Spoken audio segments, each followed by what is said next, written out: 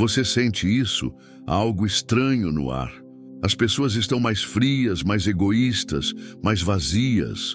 O que antes era chamado de pecado, hoje é exaltado. O que antes causava vergonha, hoje gera aplausos. O mundo inteiro está caminhando, rápido, mas rumo à perdição. Jesus disse que antes da sua volta, a maldade se multiplicaria, e ela já começou a dominar. A pergunta é direta. Você está preparado para a segunda vinda de Cristo? Ou será surpreendido vivendo como se ele nunca fosse voltar? Hoje vou te mostrar 7 pecados que dominarão o mundo nos últimos dias, e se você enxergar algum deles em sua própria vida, é hora de se arrepender enquanto ainda há tempo. O relógio profético está avançando. O juízo está se aproximando. E o céu só será a eternidade dos que ainda tremem diante de Deus. A insensibilidade espiritual, o pecado que fecha os olhos para Deus. Vivemos em um tempo perigoso, não apenas por causa das guerras, da crise moral ou do avanço das trevas, mas por algo ainda mais sutil e mortal: a insensibilidade espiritual. O pecado que fecha os olhos da alma, entorpece o coração e silencia a consciência. Ele não grita, não bate a porta, não se impõe. Ele simplesmente vai anestesiando a alma até que não reste mais temor, nem reverência, nem lágrimas.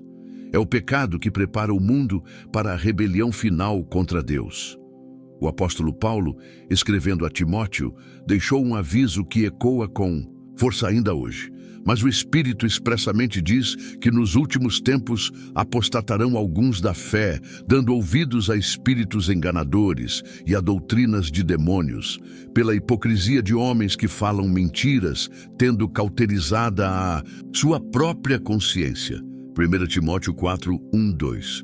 Preste atenção nisso. Consciência cauterizada. É isso o que o diabo quer provocar em milhões de pessoas. Uma alma que já não sente, um espírito que já não responde, um coração que já não se curva diante da santidade de Deus. O problema não é que as pessoas deixaram de ouvir a palavra. Elas até escutam, mas já não se quebrantam, já não choram, já não se arrependem, tornaram-se frias, indiferentes. Uma geração que conhece os versículos, mas não treme diante deles, que carrega Bíblias nas mãos, mas não as deixa penetrar no coração. Uma geração que se acostumou com o sagrado, que transformou a fé em rotina, o culto em evento e o arrependimento em algo ultrapassado. Sabe o que é pior?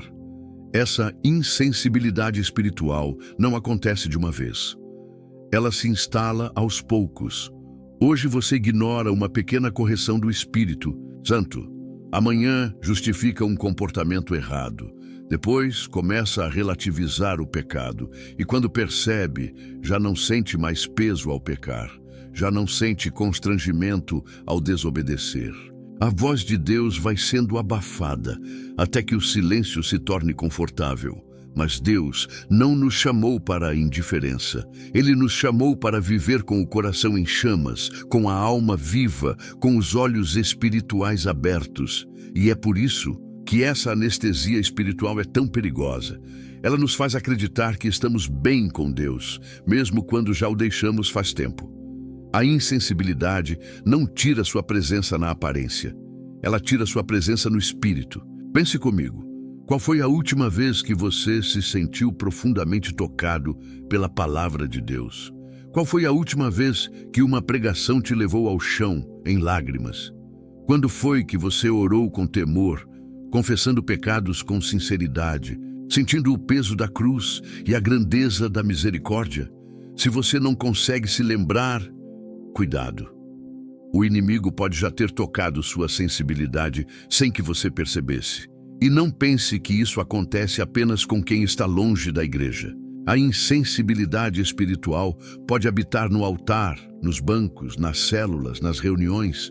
Muitos cantam, pregam, ensinam, mas por dentro estão secos. Fazem tudo por hábito, por técnica, por imagem, mas já não ouvem mais a voz do Espírito. O coração já não pulsa mais por santidade. A alma já não reage mais ao toque de Deus. Jesus chorou sobre Jerusalém, porque ela não reconheceu o tempo da sua visitação. Ela viu milagres, ouviu parábolas, presenciou a glória, e mesmo assim endureceu o coração. E assim será nos últimos dias. Haverá uma geração que verá profecias se cumprindo, ouvirá sermões poderosos, sentirá o tempo se esgotando e continuará insensível, continuará vivendo como se Deus estivesse distante, como se tudo fosse normal. A insensibilidade espiritual é o primeiro passo para o colapso final. É quando o homem deixa de discernir o que é santo e o que é profano. É quando o pecado já não fere mais a consciência. É quando se vive em desobediência sem culpa, sem dor, sem vergonha. E quando isso acontece, o juízo se aproxima. Você quer saber se está sendo tocado por esse pecado silencioso? Então olhe para dentro de si, reflita. Você ainda sente quando o Espírito Santo fala? Você ainda se emociona quando ouve sobre o sacrifício da cruz? Você ainda sente o peso da eternidade quando dobra seus joelhos? Se a resposta for não, ou se o sentimento parece distante, é hora de despertar. É hora de clamar por misericórdia. É hora de pedir: Senhor, restaura minha sensibilidade espiritual, quebra meu coração endurecido, faz-me tremer novamente diante da tua santidade. O Espírito Santo não força ninguém. Ele é sensível. Ele se retira de corações que já não o honram. E quando isso acontece, o homem continua praticando atos religiosos, mas sem vida, sem direção, sem fogo. É como um candelabro sem luz. É como um templo vazio. Por fora, tudo parece estar no lugar. Por dentro, tudo está morto. Não é à toa que Jesus repreendeu a igreja de Laodiceia com palavras duras. Você diz: estou rico, adquiri riquezas e não preciso de nada. Não reconhece, porém, que é miserável, digno de compaixão, pobre, cego e nu. Apocalipse 3:17. Ela pensava que estava bem, mas estava cega. Ela se achava forte, mas estava fraca. Ela dizia que via, mas estava insensível. Se você ainda ouve este chamado, ainda há esperança, ainda há tempo de se levantar, ainda há graça, ainda há sangue na cruz que purifica e restaura. Mas é preciso romper a dureza do coração. É preciso confessar o que foi ignorado. É preciso quebrar o silêncio da alma. Porque quem deixa de sentir, deixa de viver. E quem deixa de viver, se aproxima da morte espiritual. Nos últimos dias, muitos estarão dentro de igrejas com a Bíblia nas mãos, mas com o coração distante, não porque foram enganados por heresias escandalosas, mas porque perderam a sensibilidade espiritual. E esse é o começo do fim. Que não sejamos encontrados com a consciência cauterizada, que não sejamos mais um número nas estatísticas da frieza. Que sejamos parte do remanescente que ainda chora, que ainda teme, que ainda sente, porque os olhos de Deus ainda buscam os que o adoram em espírito e em verdade. E esses ele jamais desprezará. A idolatria disfarçada, quando o eu se torna Deus. Há um trono sendo disputado dentro de cada ser humano, e nesse trono só pode haver um soberano, ou Cristo ou o eu. O perigo mais letal dos últimos dias não será a idolatria visível, com imagens entronizadas em altares de pedra, mas a idolatria silenciosa do coração, onde o homem, inchado de si mesmo, passa a adorar seus próprios desejos como se fossem verdades absolutas. Esse é o espírito da geração do fim, a exaltação do eu acima de Deus. Paulo foi direto ao alertar Timóteo.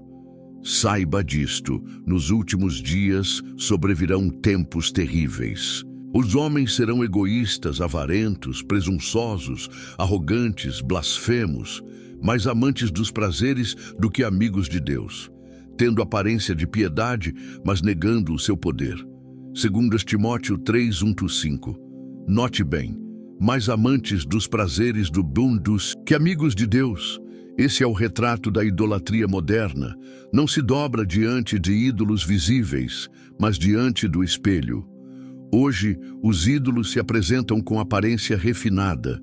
São estilos de vida, filosofias, ideologias. São corpos moldados para aplausos, carreiras construídas para a vaidade, relacionamentos erguidos sobre carência e conveniência. A idolatria já não precisa de estátuas. Ela se disfarça de autoestima, de amor próprio, de empoderamento, de liberdade emocional.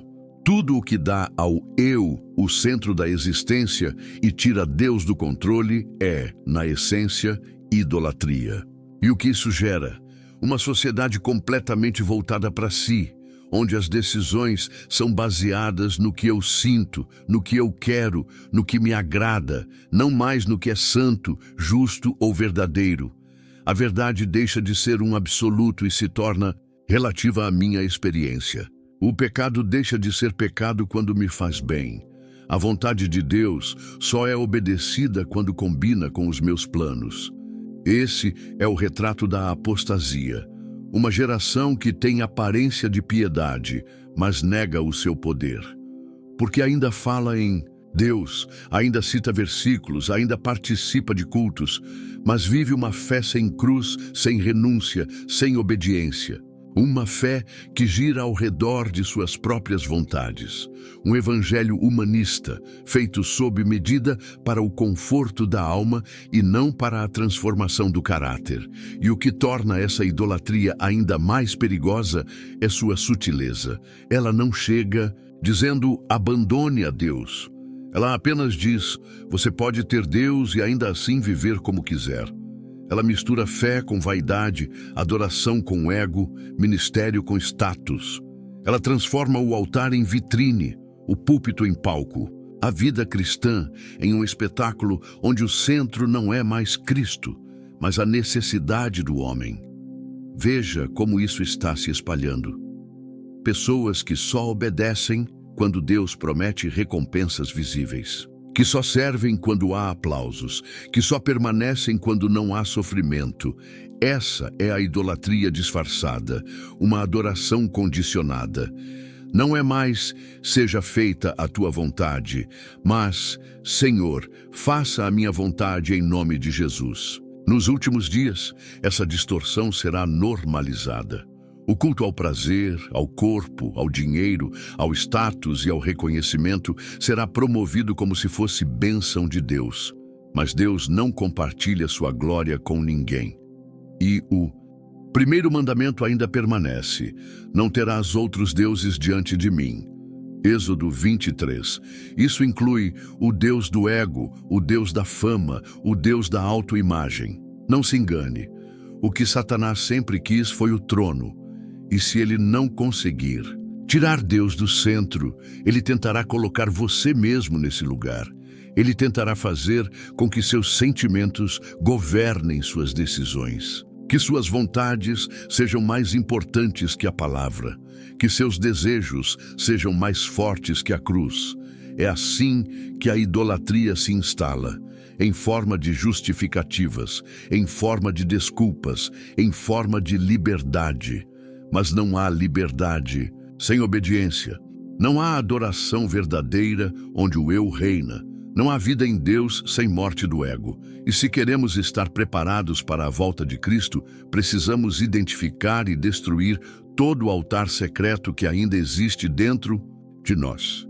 Porque ele vem buscar um povo que o ama acima de tudo. Um povo que não negocia seus princípios. Um povo que o entroniza como Senhor, não apenas com os lábios, mas com a vida. Olhe para si, examine sua alma, pergunte com sinceridade: quem está no trono do meu coração? É Cristo ou sou eu? Porque no dia do juízo, não será o tamanho do seu ministério que contará, nem a influência que você teve, mas sim a quem você serviu de verdade. Se serviu a Deus com todo o coração, ou se usou Deus para satisfazer seus próprios desejos. A idolatria disfarçada é tão perigosa porque parece fé, mas é falsa, é superficial, é enganosa. E o Espírito Santo não habita em corações divididos. Ou ele reina, ou se retira. Ou ele governa, ou o trono será ocupado pelo ego. É por isso que Jesus disse: se alguém quer vir após mim, negue-se a si mesmo, tome a sua cruz e siga-me. Mateus 16, 24. O verdadeiro evangelho começa com a negação do eu e termina com Cristo sendo tudo em nós. Qualquer outro caminho é vaidade disfarçada de espiritualidade. A idolatria não precisa de um templo pagão. Basta um coração que exalte mais os próprios desejos do que a vontade de Deus. E esse é o pecado que nos últimos dias dominará milhões, porque é confortável, é sedutor, é sutil, mas leva à perdição. Se queremos resistir à apostasia que virá, precisamos clamar por discernimento. Precisamos nos humilhar diante do Senhor e dizer: arranca de mim todo amor por mim mesmo que tenta ocupar o teu lugar. Ensina-me a te adorar de verdade, que meu coração seja teu trono, que minha vontade seja rendida, que minha vida glorifique somente a ti. O mundo caminha para entronizar o homem, mas a igreja caminha para se encontrar com o Rei dos Reis, e não haverá espaço para dois senhores. Ou negamos o eu agora, ou seremos condenados com ele depois. Porque a idolatria disfarçada será o culto predominante da geração do fim. Mas os verdadeiros adoradores ainda existem. Eles ainda dobram os joelhos, ainda se quebram, ainda dizem: Senhor, não se trata de mim, se trata de ti. E é esse povo que o céu está esperando. A imoralidade sexual, a guerra contra a santidade. Nos últimos dias, uma das marcas mais evidentes da queda moral da humanidade será a total inversão de valores quanto à sexualidade. Aquilo que antes era chamado de santidade será rotulado como opressão. E o que antes era vergonha, agora será celebrado como liberdade. A guerra que se trava hoje é direta contra a santidade. E essa batalha acontece principalmente no campo do corpo, da identidade e dos desejos. O apóstolo Paulo foi absolutamente claro ao escrever aos Romanos. Por isso Deus os entregou às paixões vergonhosas. Seus corpos foram degradados entre si. Trocaram a verdade de Deus pela mentira e adoraram e serviram a coisas e seres criados em lugar do Criador. Romanos 1, 24, 25. O texto segue dizendo que os homens abandonaram o uso natural do corpo e que as mulheres também trocaram suas relações naturais por outras contrárias à natureza. Note o detalhe mais importante do texto: Deus os entregou. Isso não é apenas um castigo, é um juízo silencioso. É quando o Senhor tira a mão da consciência humana e deixa o homem colher as consequências de seus próprios desejos corrompidos. A imoralidade sexual, portanto, não é apenas um pecado. Ela é um sinal de que Deus está permitindo que o mundo mergulhe em sua própria corrupção como evidência de juízo. A sensualidade será a nova linguagem global. Tudo será erotizado. A mídia promoverá a perversão como entretenimento. A música venderá o corpo como mercadoria. A internet será dominada por imagens que provocam, incitam e aprisionam. A pornografia deixará de ser segredo para se tornar hábito. E o mais trágico, muitos não verão mais problema nisso. O pecado será normalizado. A vergonha desaparecerá. O pecado da carne será apenas mais um estilo de vida. Mas Deus não muda. Ele continua santo. Ele continua exigindo santidade do seu povo. E ele continua vendo cada ato oculto, cada pensamento impuro, cada consentimento silencioso. Em um tempo em que tudo é permitido, o céu ainda diz: sede santos, porque eu sou santo. 1 Pedro 1,16. E essa santidade começa no coração, se reflete no corpo e se sustenta no temor do Senhor. A imoralidade sexual não começa no corpo. Ela começa no coração desviado, no olhar não vigiado, no desejo alimentado em silêncio. Por isso Jesus disse que quem olhar para uma mulher com intenção impura já cometeu adultério com ela em seu coração. Mateus 5:28. Não se trata apenas de atos visíveis, mas de inclinações internas. Uma geração que já não luta contra seus impulsos está a um passo da ruína. Nos últimos tempos, o casamento será atacado. A aliança entre homem e mulher será desvalorizada. O sexo fora do matrimônio será tratado como algo natural. A virgindade será ridicularizada. A fidelidade será vista como atraso. Haverá uma cultura de promiscuidade legitimada pelo discurso de liberdade e autenticidade. Mas essa liberdade tem um preço, o preço da separação de Deus. O corpo, que deveria ser templo do Espírito Santo, será usado como instrumento de prazer desenfreado. O corpo, que deveria glorificar ao Criador, será entregue à escravidão dos próprios desejos. E essa rendição silenciosa afastará muitos da presença do Senhor. Porque não há comunhão entre luz e trevas, entre santidade e promiscuidade, entre o Espírito de Deus e o Espírito do mundo.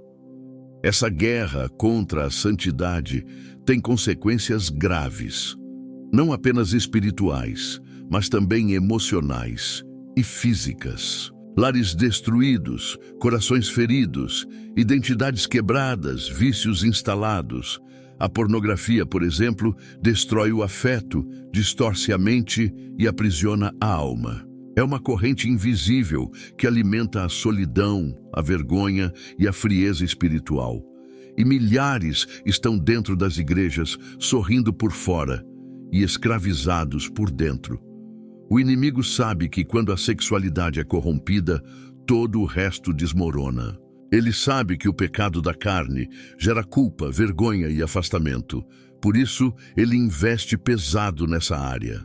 E se a igreja não abrir os olhos, se não ensinar santidade com urgência, se não expor as obras das trevas, muitos cairão e não saberão mais como voltar. Porque o pecado tolerado se transforma em hábito, e o hábito se torna prisão. Santidade não é rigidez moral. Santidade é separação para Deus, é reconhecer que fomos comprados por alto preço e que não pertencemos mais a nós mesmos. É viver de forma pura num mundo impuro, de forma santa num mundo profano. É dizer não aos impulsos da carne, não porque somos fortes, mas porque o Espírito nos convence, nos disciplina e nos capacita a vencer. Mas essa decisão é pessoal. Ninguém será forçado a viver em santidade. Deus não viola a vontade de ninguém, mas Ele avisa, Ele alerta, Ele confronta, porque ainda ama e porque deseja salvar antes que seja tarde demais. Não existe neutralidade nessa guerra. Ou o corpo é apresentado como sacrifício vivo ao Senhor, ou será consumido pelos desejos do mundo. É por isso que precisamos resgatar o valor da pureza. Precisamos ensinar nossos filhos a honrar o corpo. Precisamos restaurar casamentos com base na fidelidade. Precisamos declarar guerra contra a pornografia, contra o adultério, contra a impureza. Não com condenação, mas com verdade e misericórdia. Não com vergonha, mas com graça e arrependimento. O tempo é agora. Se há vícios ocultos, confesse. Se há desejos distorcidos, busque restauração. Se há memórias que aprisionam, clame por libertação. Jesus ainda limpa, ainda cura, ainda transforma. Ele não rejeita os quebrantados, mas rejeita os que zombam da santidade. Porque quem não se arrepende do pecado sexual está se rebelando contra a própria vontade de Deus, e Deus não será escarnecido. Nos dias finais, o mundo celebrará a imoralidade como se fosse virtude, mas os céus ainda buscarão aqueles que escolheram viver em santidade, mesmo em meio ao caos. Aqueles que se levantam da queda, que fecham os olhos diante da tentação, que guardam o coração com temor, porque esses não se dobraram à cultura do fim. Esses ainda pertencem ao Senhor. O chamado de Deus hoje é claro: fugir da imoralidade. 1 Coríntios 6,18. Não negocie sua pureza. Não brinque com o pecado. Não alimente o desejo. Corte pela raiz. Quebre os altares secretos e apresente-se diante de Deus com mãos limpas e coração puro. Porque no dia em que o Senhor voltar, Ele buscará uma noiva sem mancha, sem mácula, sem ruga, uma noiva santa. E para isso precisamos lutar, precisamos vigiar, precisamos nos arrepender e precisamos escolher todos os dias a cruz, ao invés do prazer momentâneo.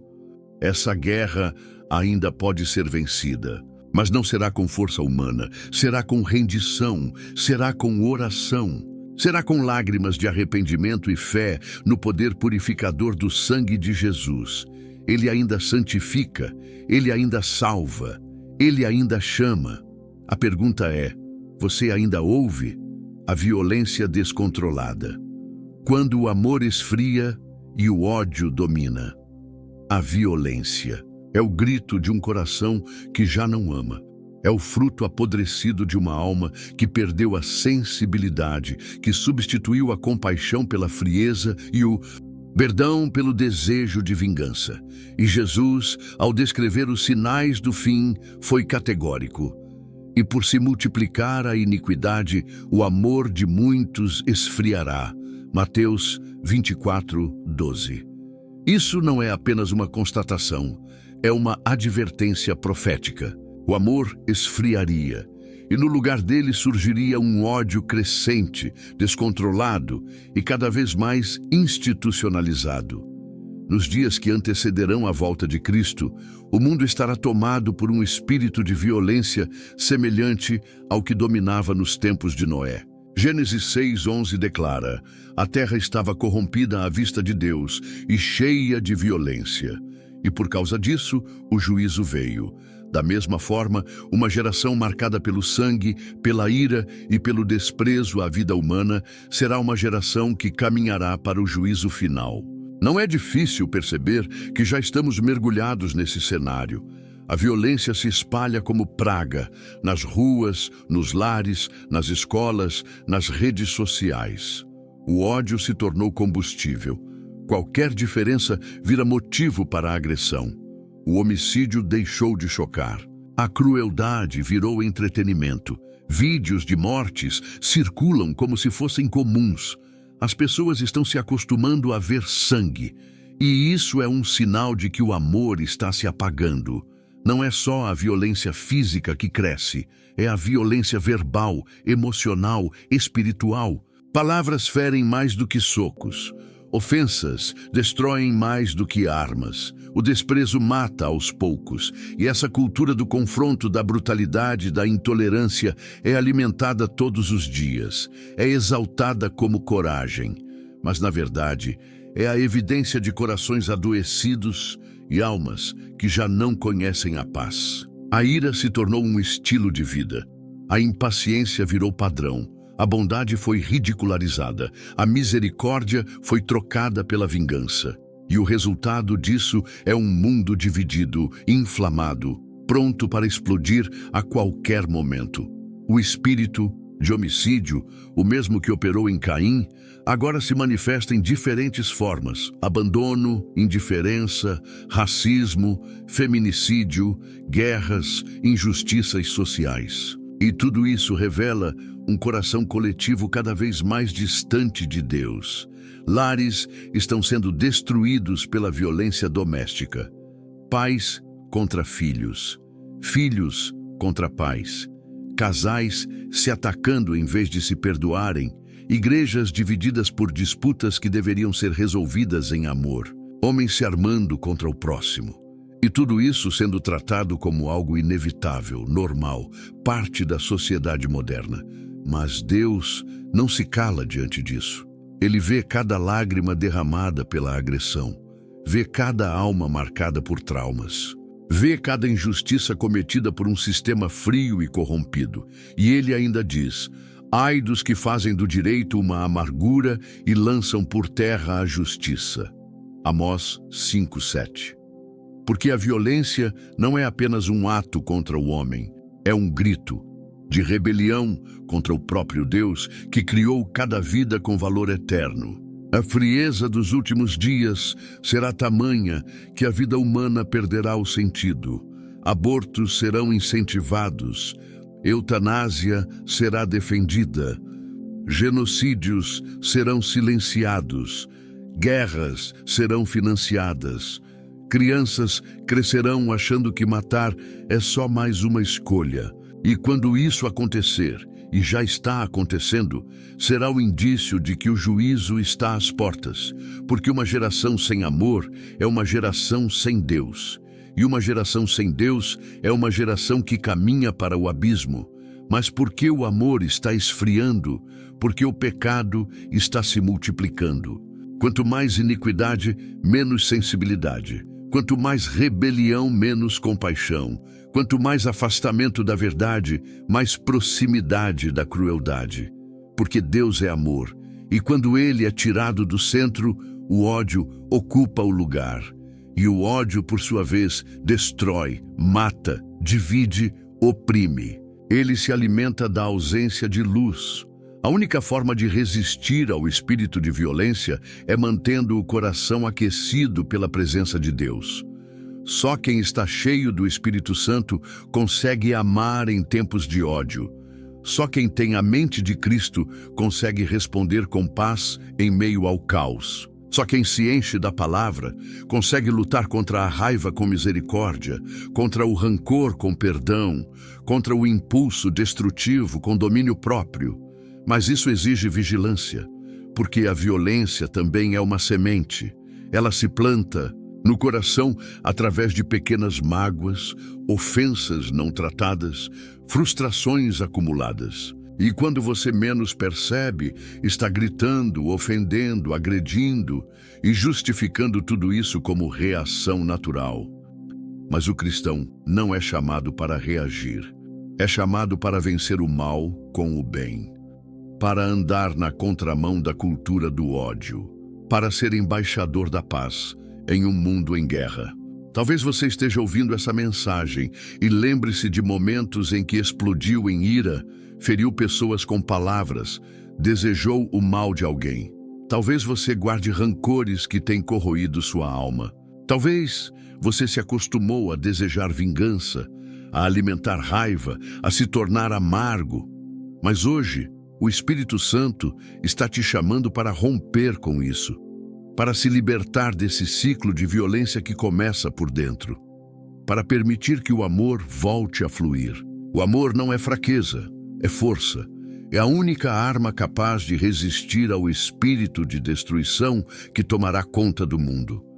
Jesus não disse que seríamos reconhecidos por nossos dons ou nossas opiniões, mas por nosso amor.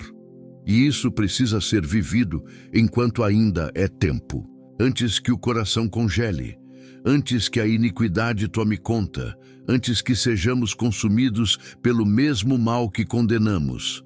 Nos últimos dias, multidões correrão para a violência como se fosse justiça, mas Deus ainda está buscando os pacificadores, aqueles que escolhem perdoar, que escolhem ouvir, que escolhem estender a mão quando todos querem atirar pedras. Esses são os que vencerão o mundo. Esses são os que manterão o coração aquecido. Esses são os que verão a Deus. Porque quando o amor esfria, a violência se alastra. E onde o ódio domina, o juízo se aproxima. Mas onde o amor resiste, ainda há esperança. Ainda há luz. Ainda há um caminho que conduz à vida. E é esse caminho que precisamos escolher enquanto ainda podemos amar. A mentira religiosa. Falsos evangelhos para um mundo perdido. Entre todos os perigos dos últimos dias, talvez o mais traiçoeiro seja este: a mentira vestida de verdade, a falsificação do evangelho, a distorção da fé. Porque diferentemente da violência que choca, da imoralidade que escandaliza ou do ódio que fere, a mentira religiosa se infiltra silenciosa, sorridente, ungida, imortal. Ela não entra pela porta da rejeição a Deus, mas pela aparência de piedade. E é exatamente por isso que tantos serão seduzidos. Jesus nos alertou com clareza, porque surgirão falsos cristos e falsos profetas, e farão tão grandes sinais e prodígios, que, se possível fora, enganariam até os escolhidos. Mateus 24:24. Observe isso, se possível. Ou seja, o engano será tão convincente, tão bem disfarçado, que até mesmo os que conhecem a verdade precisarão estar profundamente vigilantes para não serem enredados. O espírito do engano religioso não prega heresia escancarada. Ele prega o conforto sem confronto, a bênção sem obediência, a promessa sem arrependimento. É uma pregação que fala de vitória, mas nunca de renúncia, que fala de amor, mas nunca de santidade, que exalta o homem e diminui a cruz, que transforma o púlpito em palco, a igreja em empresa e o pastor em celebridade. O apóstolo Pedro já havia antecipado isso com firmeza. Assim como no passado surgiram falsos profetas no meio do povo, também surgirão entre vocês falsos mestres, os quais introduzirão heresias destruidoras, chegando a negar o soberano, Senhor que os resgatou, trazendo sobre si mesmos repentina destruição. Muitos seguirão os caminhos vergonhosos desses homens, e por causa deles será difamado o caminho da verdade. 2 Pedro 2:1-2. É isso o que está acontecendo. O verdadeiro evangelho está sendo desacreditado por causa dos falsos. O nome de Jesus está sendo usado como chave de sucesso terreno. A palavra de Deus está sendo manipulada para agradar plateias e encher auditórios. O céu é pregado como um destino. Mas o arrependimento, que é o único caminho, está sendo deixado de lado. E isso é apostasia. A apostasia é o abandono da fé verdadeira. Não necessariamente com palavras, mas com atitudes, com doutrinas deturpadas, com negligência da cruz. E esse desvio se instalará de maneira tão sutil que muitos nem perceberão que já estão vivendo um outro evangelho, como Paulo alertou aos Gálatas. Mas ainda que nós, ou um anjo do céu, pregue outro evangelho, além do que já vos pregamos, seja anátema. Gálatas 1:8. Outro evangelho, outra mensagem, outro espírito. É o que temos visto: cultos centrados no homem, sermões voltados para a autoajuda, mensagens moldadas para não ofender. A cruz virou símbolo decorativo, o pecado virou tabu, o inferno virou metáfora. E o arrependimento foi substituído por declarações positivas, uma geração inteira sendo alimentada por pregações que tocam as emoções, mas não transformam o caráter, que geram entusiasmo, mas não produzem quebrantamento. O grande perigo da mentira religiosa é que ela funciona, ela cresce, ela atrai, ela impressiona, mas não salva. É possível lotar igrejas com palavras doces e promessas carnais. É possível conquistar multidões sem mencionar pecado, juízo, sangue ou cruz. Mas é impossível agradar a Deus com um evangelho que Ele mesmo não reconhece. Porque o evangelho verdadeiro não massageia o ego, ele crucifica o ego. Ele confronta, transforma e redireciona o coração. Talvez o que mais assuste seja o fato de que muitos não discernirão o engano, porque não conhecem mais a verdade. Trocaram o estudo das Escrituras pelos vídeos curtos, trocaram o quarto de oração pela busca por experiências, tornaram-se dependentes de pregadores, mas distantes do Espírito. E quando a mentira se apresentar como luz, eles seguirão sem questionar, porque deixaram de amar a verdade. Paulo, escrevendo aos Tessalonicenses, declarou algo profundo. Por isso Deus lhes envia uma operação do erro, para que creiam na mentira, para que sejam condenados todos os que não creram na verdade, antes tiveram prazer na injustiça. Segundo Tessalonicenses 2:11-12. A mentira será permitida por Deus como forma de juízo. Não porque ele deseja o engano, mas porque muitos já rejeitaram a verdade tantas vezes, que o coração endureceu. Não haverá desculpas, a palavra está disponível, o Espírito ainda fala, o verdadeiro evangelho ainda é pregado, embora não seja popular. Mas quem ama a verdade será preservado. Quem se apega à cruz será guardado. Quem busca a santidade reconhecerá a voz do verdadeiro pastor, e esse será o remanescente fiel nos dias do fim. Não podemos brincar com isso. A mentira religiosa é uma das armas mais eficazes de Satanás, e ela está operando agora. Ela se infiltra com palavras doces, com sinais visíveis, com carisma e performance, mas por trás do brilho está a morte. E é por isso que precisamos voltar às Escrituras. Precisamos examinar tudo, precisamos provar os espíritos, precisamos discernir não apenas o que é dito, mas com que espírito se diz. Não aceite qualquer palavra só porque vem do púlpito. Não abrace qualquer doutrina só porque é popular. Pergunte: isso glorifica a Cristo? Isso me leva à cruz? Isso me confronta ou só me conforta? Porque se o evangelho que você ouve não está te moldando à imagem de Jesus, então ele está te afastando dele, ainda que pareça espiritual. A mentira religiosa não será vencida com debates. Ela será vencida com verdade vivida, uma vida consagrada, uma fé firmada na palavra, uma comunhão constante com o Espírito Santo. Só assim os olhos permanecerão abertos, só assim o coração continuará sensível, só assim o discernimento será preservado em tempos de engano. Nos últimos dias, muitos levantarão a voz, dizendo: Senhor, em teu nome profetizamos, curamos, expulsamos demônios. Mas Jesus responderá: Nunca vos conheci, apartai-vos de mim. Mateus 7:23. Porque não é o que fazemos em nome de Deus que prova nossa fé, é o quanto andamos em obediência à verdade. A mentira pode ser convincente, pode ser emocionante, pode parecer poderosa, mas no final só a verdade liberta, só a verdade salva, só a verdade permanece.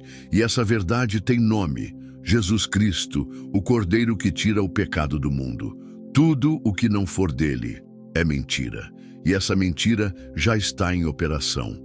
Só não vê quem não quer ouvir a voz do verdadeiro.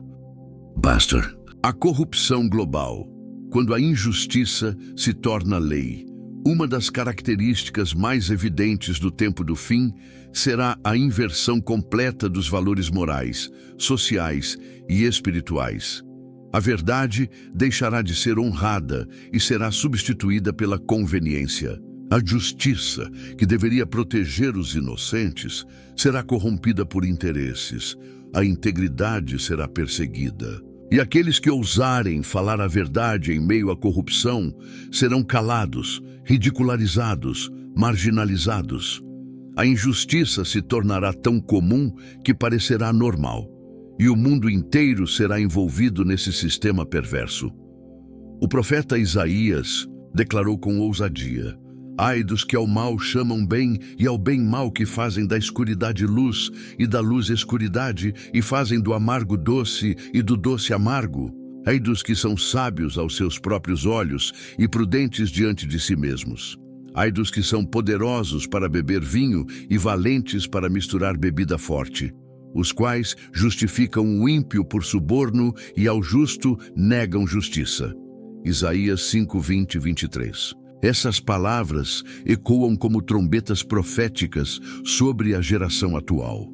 Não é apenas um tempo de corrupção, é um tempo em que a corrupção será institucionalizada, em que a injustiça será aprovada por leis, em que o mal será celebrado em assembleias, congressos e tribunais. E isso não ocorrerá apenas nos palácios, mas também nas famílias, nas escolas, nos negócios, nas igrejas.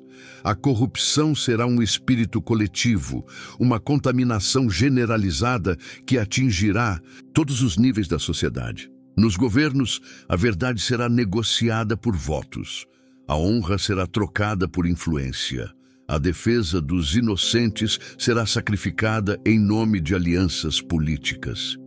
Líderes que deveriam proteger o povo usarão sua posição para alimentar seus próprios apetites. E aqueles que se levantarem contra esse sistema serão silenciados, perseguidos, eliminados. A voz da justiça será abafada pelas engrenagens de um poder apodrecido. Nas instituições, a ética será desvalorizada. As leis serão manipuladas. A impunidade será garantida aos que têm dinheiro ou prestígio. Os fracos não terão quem os defenda. Os que clamam por justiça serão vistos como perturbadores da ordem. E o pior, muitos aceitarão isso com naturalidade. Porque quando a mentira é repetida com frequência, ela começa a parecer verdade. E quando a injustiça se torna hábito, a indignação morre. Nas famílias, os princípios serão destruídos. O respeito será substituído por egoísmo. Pais, que antes eram exemplos, se tornarão opressores ou ausentes. Filhos que deveriam honrar se rebelarão com naturalidade. A autoridade será desvalorizada. A união será descartável. E tudo isso será promovido como evolução, como liberdade relacional. Mas, na verdade, será corrupção do coração. E até mesmo nos púlpitos, onde a santidade deveria ser o padrão, muitos se curvarão à conveniência. Mensagens serão moldadas para agradar os ricos e influentes. Pecados serão ocultados em nome da diplomacia.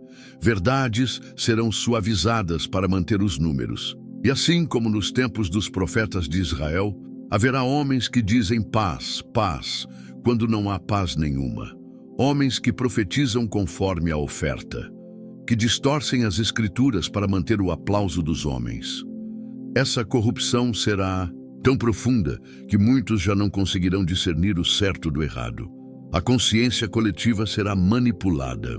A mídia, a cultura e até setores da religião formarão uma grande aliança para legitimar o pecado, atacar os justos e construir um mundo onde Deus não é mais necessário.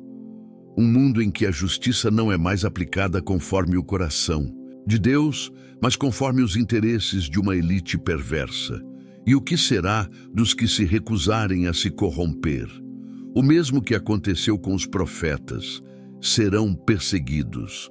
Aqueles que insistirem em defender a verdade serão chamados de intolerantes, radicais, perigosos. Serão ridicularizados publicamente. Suas vozes serão censuradas, seus testemunhos serão atacados. Mas mesmo assim, precisarão permanecer firmes. Porque a fidelidade nos últimos dias será a maior prova de quem realmente ama a Deus. Não se engane. O sistema corrupto do mundo não é apenas uma questão política, é espiritual.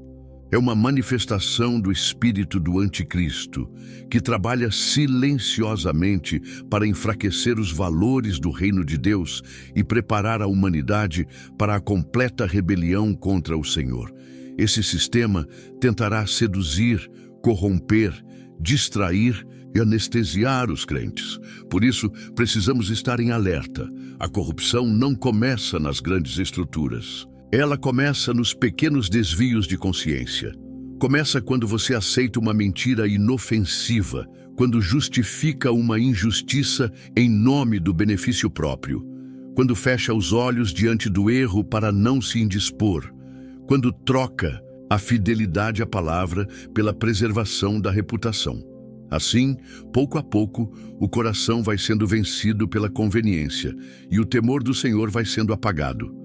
Deus, no entanto, ainda busca homens e mulheres que não se vendem, que não se curvam, que não se corrompem, que preferem perder tudo a negociar sua integridade, como Daniel na Babilônia, como Elias diante de Acabe, como João Batista diante de Herodes, como Estevão diante do Sinédrio, porque nesses dias sombrios, a luz mais forte virá daqueles que se recusarem a participar das trevas, mesmo que isso lhes custe tudo.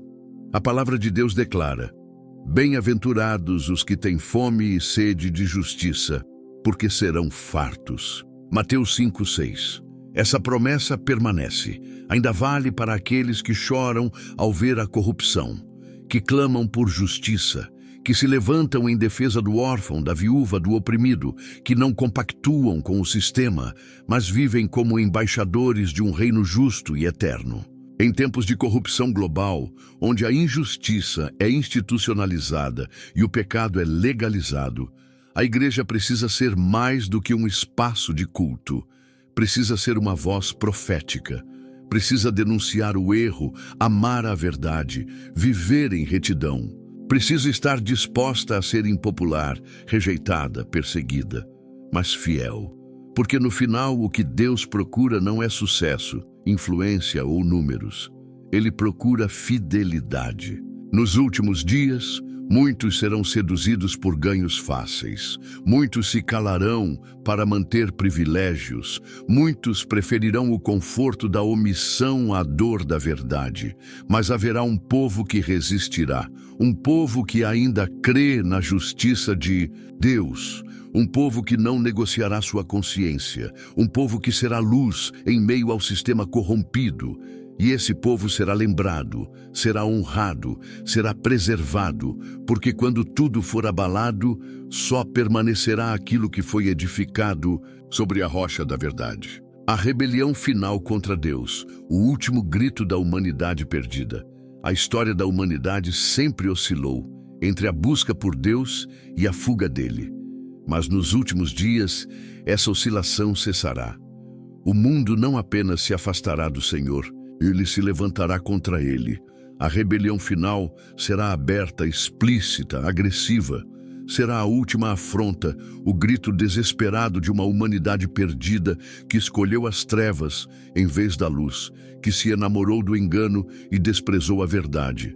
O apóstolo Paulo já havia anunciado esse cenário em sua carta aos Tessalonicenses. Ninguém de maneira alguma vos engane, porque não será assim sem que antes venha a apostasia e se manifeste o homem do pecado, o filho da perdição, o qual se opõe e se levanta contra tudo o que se chama Deus, ou é objeto de culto, de sorte que se assentará como Deus no templo de Deus, querendo parecer Deus. 1 Tessalonicenses 2, 3, 4. Esse espírito de rebelião não surgirá de repente. Ele será alimentado por anos de rejeição progressiva. Começará com desprezo à palavra. Evoluirá para a zombaria dos princípios. Depois, se transformará em oposição direta ao nome de Jesus. E, finalmente, alcançará o estágio mais sombrio, o extermínio de tudo o que é santo. Igrejas serão perseguidas, Bíblias queimadas, valores cristãos criminalizados, e tudo isso será aplaudido por multidões. O mundo rejeitará abertamente o reino de Deus. Não haverá mais espaço para neutralidade. As máscaras cairão, a divisão será visível. A luz será chamada de trevas e as trevas celebradas como progresso. O nome de Deus será blasfemado com orgulho. A sociedade aplaudirá o pecado e atacará qualquer um que ousar pregar arrependimento. O palco estará preparado para a manifestação final do anticristo, aquele que encarnará essa rebelião e exigirá adoração.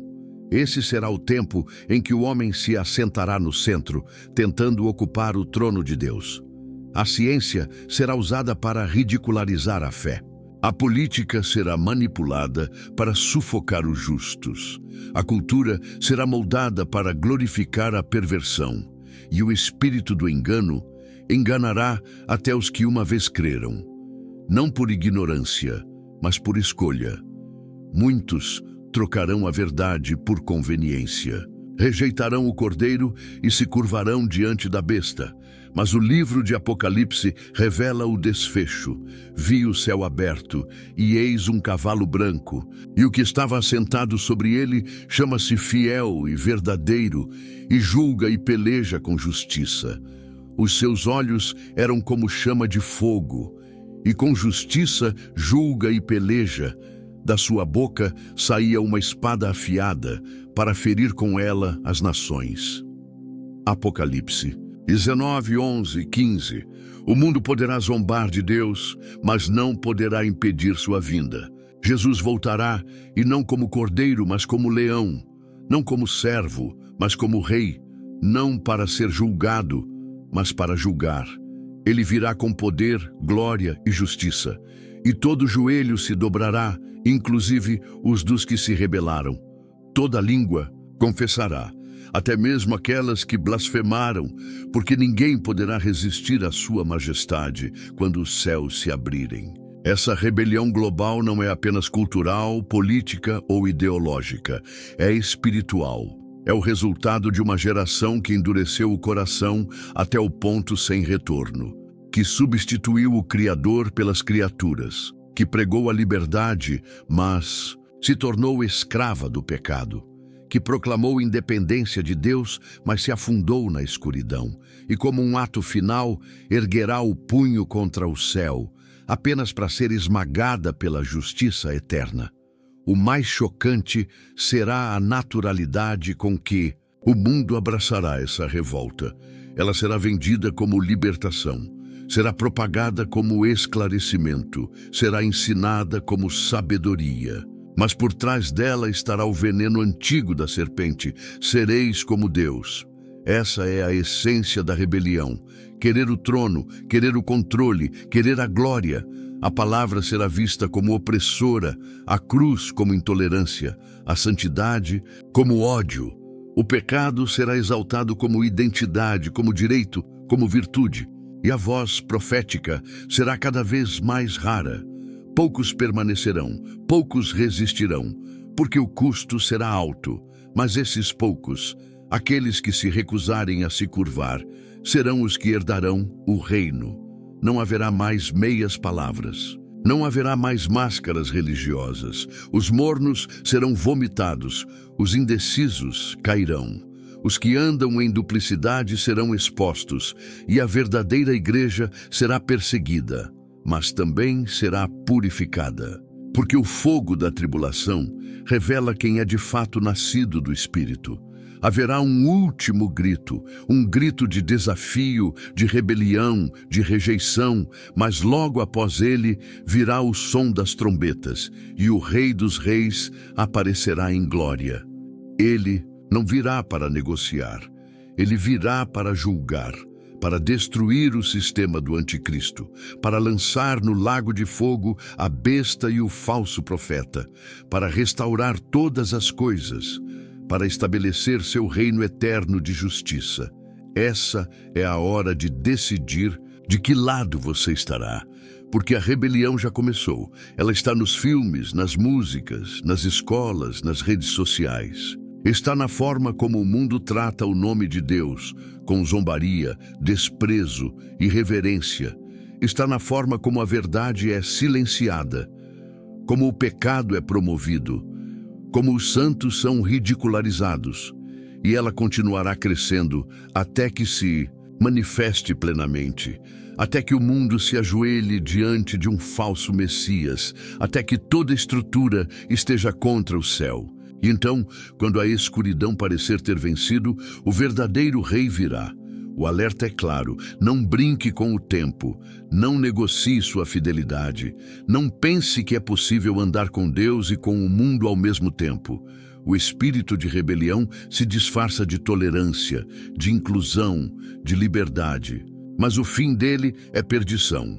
Aquele que se mantiver firme até o fim será salvo. Aquele que resistir ao sistema do mundo será honrado. Aquele que não negar o nome de Cristo, mesmo diante da pressão, será coroado. Porque quando tudo estiver contra Deus, os céus se abrirão, e o juiz justo virá para estabelecer seu reino. A rebelião final não será apenas um ato, será a revelação do coração da humanidade. E cada um de nós terá que decidir: vamos nos curvar agora, ou seremos forçados a nos curvar depois? A escolha é feita hoje, porque naquele dia será tarde demais. Que o Senhor fortaleça o seu coração para permanecer fiel em meio à escuridão. Que seus olhos estejam firmes no Rei que voltará em glória. e que você seja guardado do engano, da frieza e da rebelião deste mundo. Que a graça, a verdade e o poder do Espírito Santo estejam sobre você hoje e até o grande dia da vinda de Cristo. Amém.